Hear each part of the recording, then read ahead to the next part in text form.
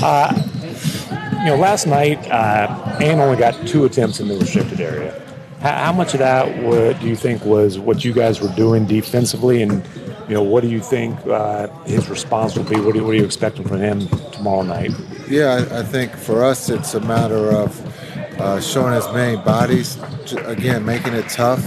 He's one of the best players in the world. You're not going to stop him. You can just make it tough on him and hope that he misses. We expect him in game 2 to attack early and often. We got to try to protect the paint. They shot, a lot of threes. They were hot early. I thought for us to stay together in that second half to protect the paint. Again, it's tough when you've got Cat and those guys who can put it on the floor and get to the rim. But again, we believe that Ant's going to come. Conley's going to, come. That they're going to be better in game 2. So we have to expect that. When you went back and looked at those threes, how many of those are shots you're willing to live with if you are protecting the paint like you did last night? Yeah, some of them we have to be better. Again, when you shoot over 40, you're not going to be able to contest all of them. But I thought we have to be better. We gave a couple that we knew that we have to be better. So we got to protect the 3-point line. Again, they're saying that look, they had got good looks. They believe that they can make some of those, and then the game will be different. So we have to be better at guarding the 3-point line for sure. Is the common theme for the ones that think you should be better at the 3-pointers that you gave up? Is it more player or location? Just effort. That's all. Effort for us. We have to be better. Our effort wasn't up to par there early. They got off to a really good start shooting the 3. Some of the threes we got to live with because they made some great plays, but we got to be better at contesting and taking them off the 3-point line. How good did it feel to win a game 1 for the first half? It's new to everyone, but it's this time of the year it's about winning, and so we found a way to win on the road, and now we got to try to figure out how to win tomorrow night. Jason, what do you think of the job Derrick Jones did last night? I thought D. Jones did great. He's done that for us all season. He's always guarded the best offensive player, wing-wise, and he's just trying to compete. He's just trying to make it tough. I thought he did a really good job last night. A lot's been made about what Ant said.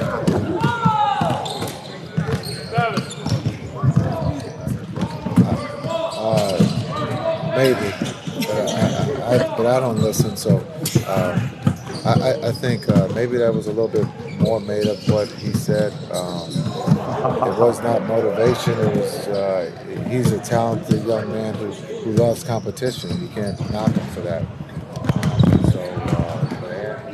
Ant does play both sides of the ball at a very high level, and so we got to respect that. Thanks, sweet. Thank you, sir. Considering it started with a flare screen for Carl Towns and he was the low defender. It was good because he stuck to just like the concept of how we wanted to just play these guys. Playing a cat and mouse game. We got them to make the pass that we wanted them to make, and he just made extra effort to get the pass over the top. What does that say about you guys? Because normally Lucas is the scorer in the first quarter, Kyrie is the closer. Last night it flipped. Yeah. What does that say about those 2 guys, how talented they are? It's hard to stop them at the end of the day, especially once they get going. In all honesty, you just have to just pray, I would say. I really can't even put it into words. I'm always amazed just seeing some of the stuff that goes on a day-to-day basis when it comes to just like what they do throughout each game. And it's just, make sure we get those guys the ball, and then just at the end of the day, always just make sure, when they put the ball in our hands, they trust us to be able to make plays and make decisions. Derek Lively's continued to improve throughout this postseason run. What has impressed you about his impact as you continue to advance this far in the postseason? Just his consistency. He comes in with the same energy every day. He works his tail off. He comes in and shoots at night. He does all the little things to be able to just have success in this league. And, I give him his props because as a young guy, are like, I would say it's like mandatory for you to do that. But at the end of the day, he really doesn't even complain. He just takes it. It's just like, it's another day to get better. So I just, I give him his props. The sky's the limit for young kids. I like just where he's going with his career. I like how he holds himself, his demeanor, and any type of adversity that's in his way, he finds some type of way to get through it. You ever tell anybody you're going to guard him before the series started? You ever did that? Nah, not at all. Never would consider doing that? Maybe like my later years in the league. Not right now.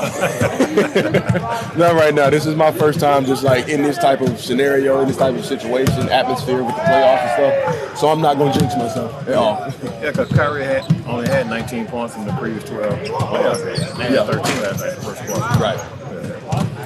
It seems like you and Derek have been very intentional about playing off of 2 feet, using fakes against some of those shot blockers. Like you faced Chet Holmgren, Rudy Gobert.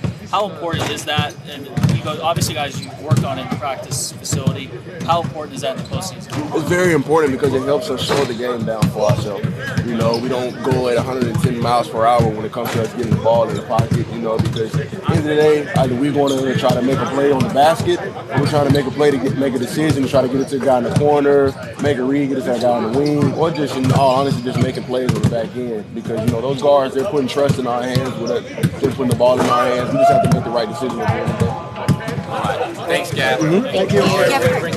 You guys have had trouble this postseason doing that, but coming in here last night into a hostile environment, just what did it mean for you guys? I think it was a big road win for us. Obviously, playing here is tough, so they're a great team defensively, and we felt like we just needed to win, obviously, and it felt good.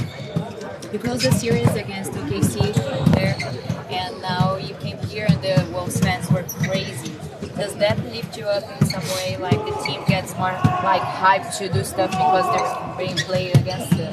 Yeah, we love playing on the road. Obviously, the crowds are always into it. They're always against us, so it's fun coming in here and obviously getting wins. So we felt good last night, and hopefully we can do the same game too. You got one last night, obviously. What is it going to take to win tomorrow night and take control of this series? I think just taking care of the ball, taking easy shots, making our open shots, obviously, and just being ourselves. Playing good defense, not letting those guys get going, and just trying to stick together for 48 minutes. I know that's what you wanted them to do. How surprised are you that they shot 49 3-pointers? That's a lot. That is a lot.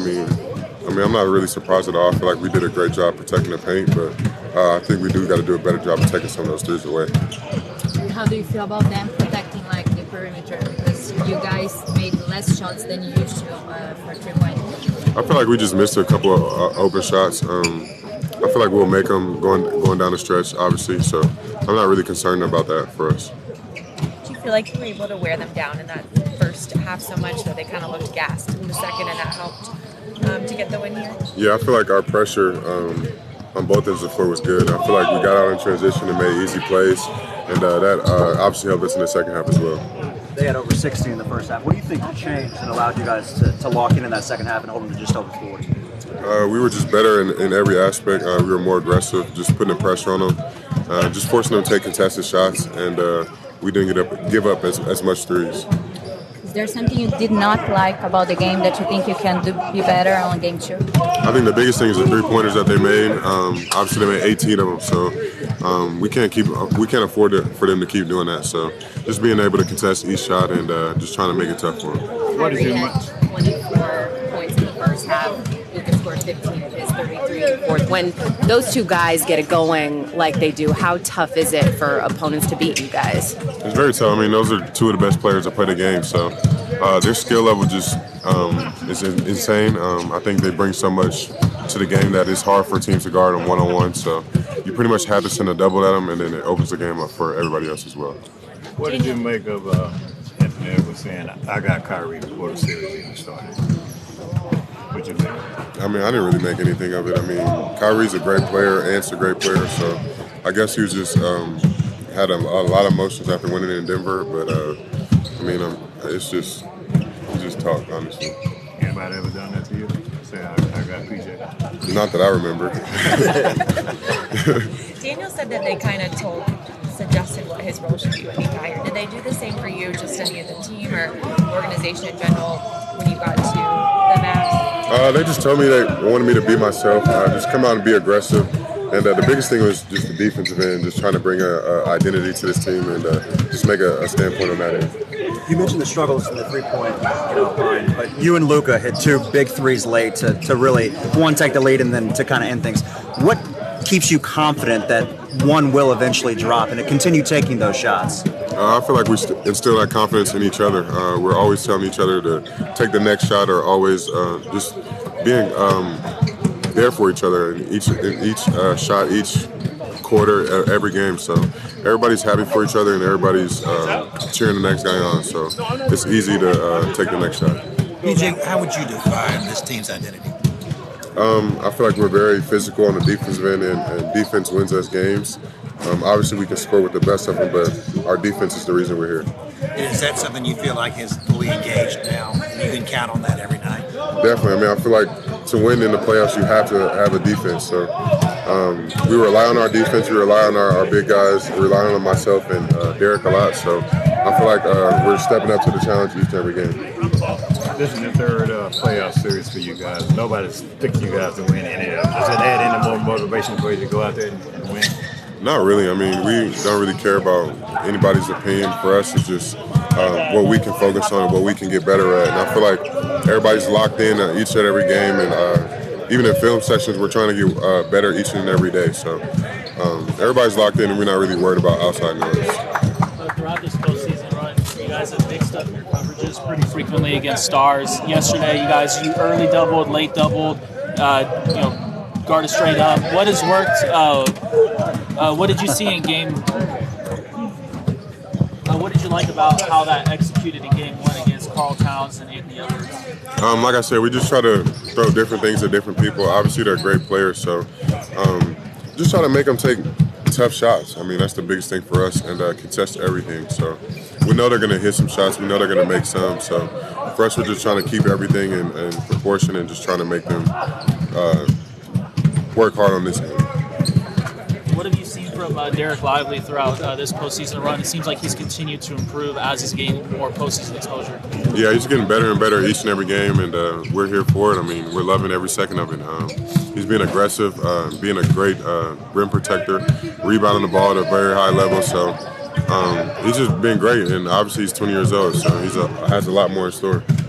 Yesterday, Carlton Towns was talking about how Kevin Garnett gave him some advices and for the series. I wonder if there's any connection like this that you guys have with Dirk Nowitzki. Did he say something about that, West Conference Finals or something? I mean, he's always stressed to us it's about the defense. We're obviously one of the better teams on the offensive end, but defense wins championships, and we have to be successful on that end to beat anybody. Great. Thanks, guys. Thank you, guys.